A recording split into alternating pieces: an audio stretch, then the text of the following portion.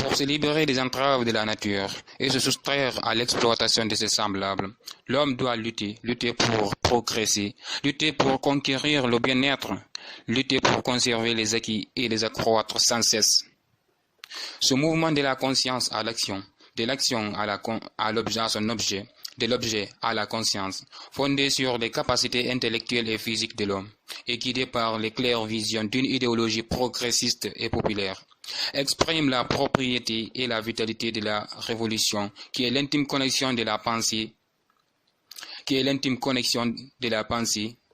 et de l'action des masses engagées à faire l'histoire en pliant au gré de leur volonté indomptable et irréductible, aussi bien les événements sociaux, les faits. Défendre la révolution, c'est une double action. Agir sur l'environnement socio-naturel et agir sur soi dans l'unique sens du progrès humain. Défendre la Constitution, c'est dans le concret, liquider l'injustice dans ses causes mêmes et promouvoir le juste équilibre interne de la société universelle et de l'homme. Défendre la Constitution, c'est exprimer son engagement utilitaire, assurer son épanouissement par et dans celui de tous, diriger son action en fonction de l'intérêt historique du peuple qui demeure, l'artisan déterminant de la prospérité, de la grandeur et de la dignité de la nation. Pour notre peuple combattant, demeure le premier devoir dont l'accomplissement efficace exige de chaque militant révolutionnaire un comportement essentiellement progressiste et digne. Nous les militants, défenseurs de la Constitution de notre pays, nous devons assumer avec un degré de conscience constamment renforcé et avec une volonté de plus en plus résolue, des lourdes responsabilités dans l'édification continue d'une nation nouvelle. Pour que nous soyons éloignés de la réalité douloureuse, des pratiques d'humiliation et de la dépersonnalisation sous la domination étrangère et l'exploitation capitaliste. Dans nos passés, nous avons plein de significations historiques pour le devenir africain. Nous raffermons notre dignité d'homme, libre et appartenant à un peuple fier et souverain. Aux querelles fratricides, jadis alimentées par les contradictions politiques et à caractère tribal, a succédé l'unité d'action des couches laborieuses engagées dans le combat. Le véritable et universel combat de la conscience et de la volonté du progrès, dressant les peuples et toute leur énergie contre les causes d'injustice et d'exploitation. Depuis le recul de plus en plus loin, sans discontinuité, les frontières de l'ignorance, de la maladie et de la misère, qui constituent le cortège inévitable de l'usurpation et de la confiscation des droits souverains du peuple par la classe exploiteur.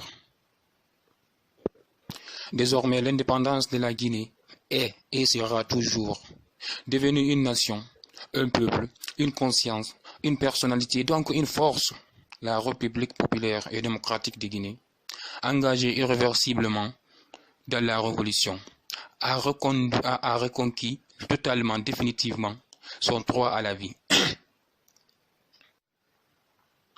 A reconquis totalement, définitivement son droit à la vie, à la liberté et son pouvoir de participer à l'œuvre de reconstruction d'un monde nouveau, avec une puissance d'action sans cesse renforcée.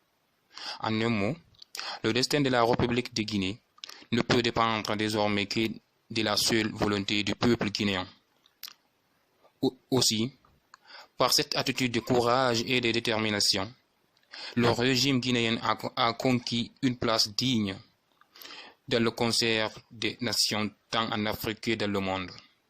L'immense prestige dont jouit la nation guinéenne est dû au double fait d'avoir accentué depuis le 28 septembre 1958 la crise du système colonial en Afrique et donné naissance et force à une révolution nationale qui s'est solidement appuyée sur le peuple lui-même, dont elle exprime et n'entend exprimer que la volonté de vivre libre et digne par le travail créateur, dans la justice et la solidarité. Ce prestige, cette politique courageuse, ce sens progressiste conféré par tout un peuple à son combat historique, cette volonté de liquider concrètement et radicalement tout ce qui réduit ou mutile l'homme, tout ce qui freine ou compromet l'épanouissement intégral de la société dans sa vie politique, économique et culturelle, qui ont motivé contre notre peuple militant les viles et ridicules machinations de l'impérialisme, toujours à la recherche d'une faille, d'une difficulté ou d'un manque de vigilance pour tenter de nous diviser, de nous opposer et de nous liquider définitivement. L'impérialisme est obstinément aveugle et sourd. Il ne comprend pas encore que l'Afrique, l'Asie et avec elle, tous les peuples encore asservis et exploités se sont totalement réveillés et engagés dans le noble combat de la liberté, de la dignité et du progrès démocratique. Comment pourrons-nous oublier le retard imposé à l'Afrique par la colonisation?